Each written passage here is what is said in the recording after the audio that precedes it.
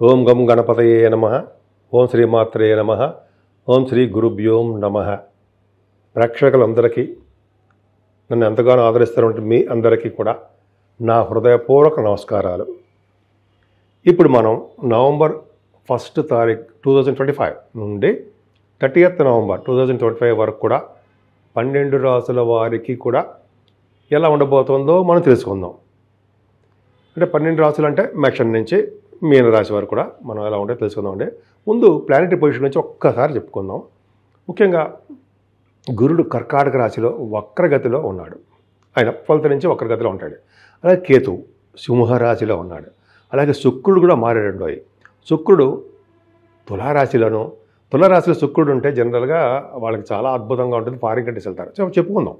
తర్వాత రవి కూడా నీచ స్థితిలో సప్తమ స్థానంలో అంటే మేము తులారాశిలో ఉండడము. బుధుడు కూడా 24th వరకు కూడా మనకి తులారాశిలోనే ఉంటాడు.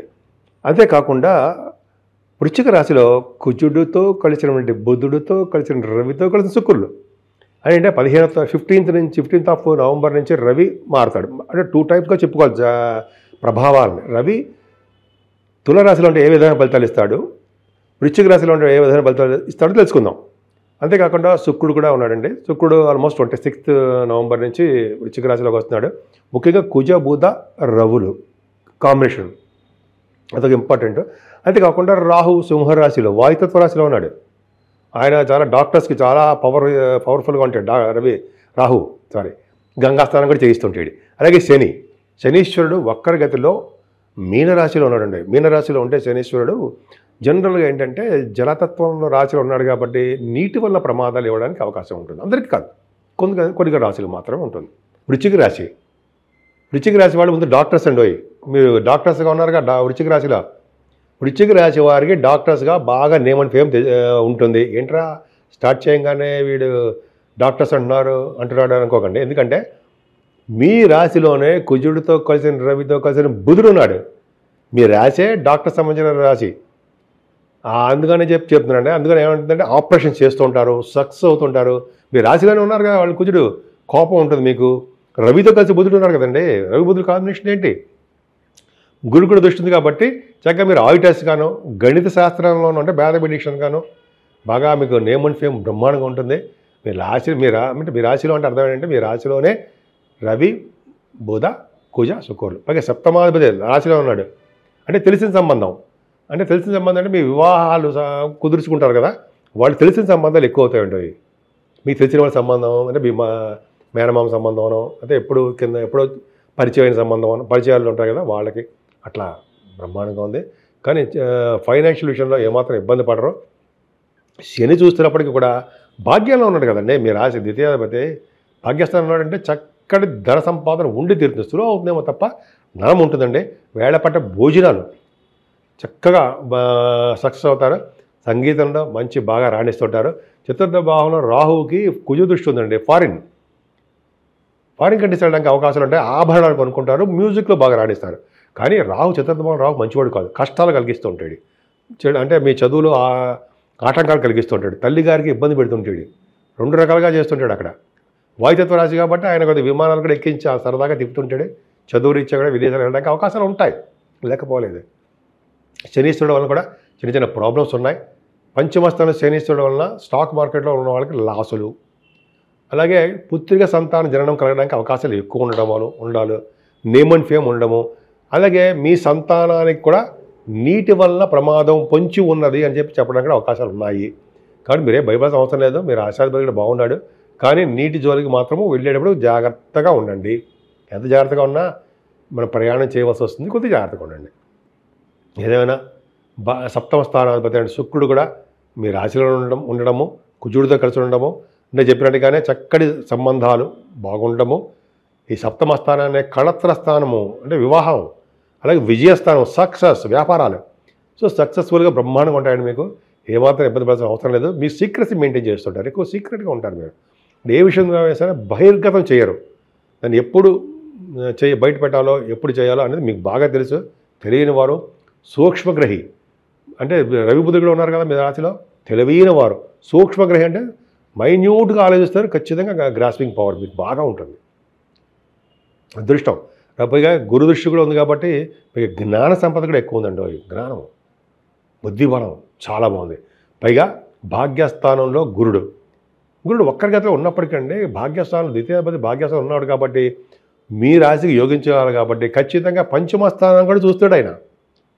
పంచమ స్థానం చూస్తున్నాడు అంటే అర్థం ఏంటంటే సంతానం విషయంలో ఏమాత్రం ఇబ్బంది పడకుండా ఆయన కాపాడుతాడు. అలాగే స్టాక్ మార్కెట్లో ఏదో చెప్పాను, లాసులు చెప్పాను చూస్తారా, లాసులు రాకుండా ఆయన కాపాడుతుంటాడు.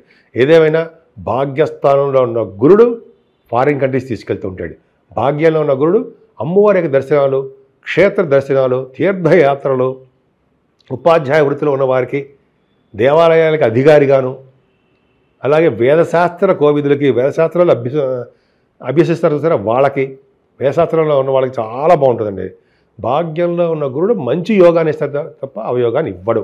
ఒక్కరిగతిలో ఉన్నప్పటికీ, కర్కాటక రాశిలో ఉన్నప్పటికీ కూడా ఆయన అవయోగాన్ని ఇవ్వడు, మంచి చేస్తాడు, ఫారిన్ కంట్రీస్ తీసుకెళ్తాడు. ముఖ్యంగా ఫుడ్ బిజినెస్లో ఉన్న వాళ్ళకి, బంగారు వ్యాపారాలకి, వెండి వ్యాపారాలు, అలాగే బుక్స్ సంబంధించిన వ్యాపారాలు, స్టేషనరీ, ఇటువంటి వ్యాపార అభివృద్ధికి బాగా కలిగిస్తాడండి గురుడు. బ్యాంకింగ్ రంగం, ఫైనాన్స్ రంగం వాళ్ళకి బాగుంటుంది. భాగ్యస్థానంలో గురుడు సామాన్యమైన కాదండి, మీకు చాలా యోగాలు ఇస్తాడు. మనకి తెలియకుండానే మంచి యోగాలు చేసేస్తూ ఉంటాడు ఆ నవంబరాలు మొత్తం. అలాగే దశమంలో కేతు, కుసమానుడు కదా కేతు, మిమ్మల్ని గవర్నమెంట్ సంబంధించిన వ్యవహారాల్లోనూ, రాజకీయ రంగంలో ఉన్న వ్యవహారాల్లో మీరు ఉంటారు, కొంతమంది ఉన్నారు. సో ఆ ప్రభావం మేమే ఉంటుందండి, కేతు కూడా ఉన్నాడు కాబట్టి. అంటే అంతేకాకుండా మీరు తీర్థయాత్రలు చేయడము, అందులో కేతుకు ప్రభావం కూడా ఉంటుంది, క్షేత్ర దర్శనాలు కూడా. ముఖ్యంగా గవర్నమెంట్ సంబంధించిన విషయాల్లోనూ కేతుకు సంబంధించిన వ్యవహారాలు ఉంటాడు. దశమంలో కేతు మంచివాడు కాకపోయినా సరే దశమాధిపతి బాగున్నాడు రవి. సో కాబట్టి దశమంలో కేతు ఉన్నప్పటికీ ఆయన మంచిగా చేస్తారు తప్ప చెడు చేయడు. ముఖ్యంగా రియల్ ఎస్టేట్ రంగంలో ఉన్న వారికి బాగుంటుందండి. రియల్ ఎస్టేట్ రంగంలో ఉన్న వారికి, సాఫ్ట్వేర్ రంగ ఉద్యోగస్తులకి వాళ్ళ వ్యాపారాలు, ఉద్యోగాలు పర్ఫెక్ట్గా బాగుంటాయి. కానీ కొంతమందికి వాళ్ళ జాతకాలు రీత్యా కొద్దిగా ప్రాబ్లమ్స్ రావచ్చు. కానీ బట్ కుజుడు మాత్రం మంచిగా చేస్తారు తప్ప చెడు చెయ్యడు. అంతేకాకుండా మీకు రవి, బుధ, శుక్రులు 12వ భావంలో ఉన్నారు కదా.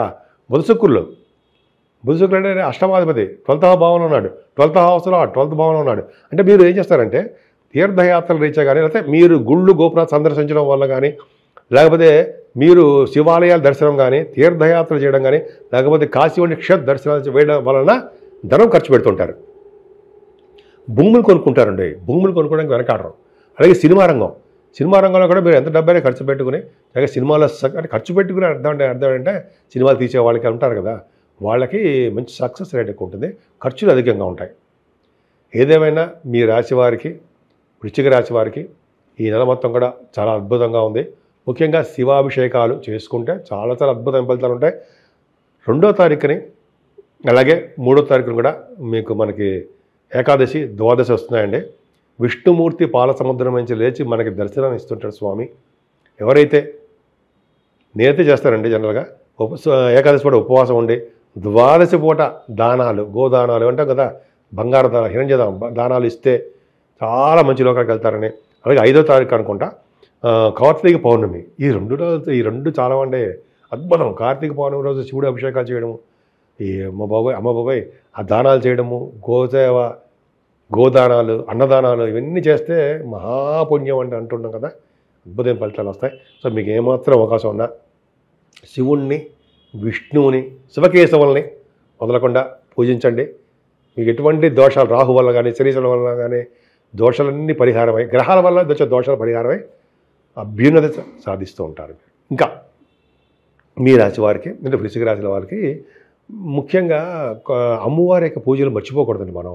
ఎందుకంటే అమ్మవారు రాహు ప్రభావం ఉంది కదా, రాహు ప్రభావం వలన కూడా పార్వతీదేవి అమ్మవారిని, కనకదుర్గ అమ్మవారిని పూజించడము, అలాగే చండీ హోమాలండి, చండీ హోమం కానీ, కుంకుమ పూజలు కానీ చేయించుకోవడం వల్ల, దత్తాత్రేయ స్వామి వారిని పూజించడము, దక్షిణామూర్తి స్వామిని పూజించడం వల్ల చదువులో బాగా రాణిస్తారండి. రాహు వలన ఇబ్బంది కలుగుతుంది కదా మరి చదువులో కూడా బాగా రాణించడానికి అవకాశం ఉంది. సుబ్రహ్మణ్యేశ్వర స్వామిని ఎట్టి పరిస్థితుల్లో వదలకూడదు. ఆయనే మీకు రక్షగా ఉండి ధైర్యాన్ని మీకు ఇచ్చి అన్ని రంగాల్లోనూ ముందంజలు ఉండేది చేస్తుంటాడు ఆయన. పోలీస్ శాఖల్లోనూ, ఐఏఎస్ ఆఫీసర్లు గాను, మీరు ఉంటారు కదా, డాక్టర్స్ గాను, లాయర్స్ అండి, మర్చిపోయి చెప్పడం, లాయర్స్ కూడా మంచి బ్యూటిఫుల్గా, గురుడు కదా ప్రభావం బాగా డెవలప్మెంట్స్ ఉంటాయి. ఈ విధంగా మీ వృశ్చిక రాశి కూడా చాలా బాగుంది. అన్ని రంగాల్లో మీరు ముందంజలో ఉండాలని నేను మనస్ఫూర్తిగా కోరుకుంటున్నాను.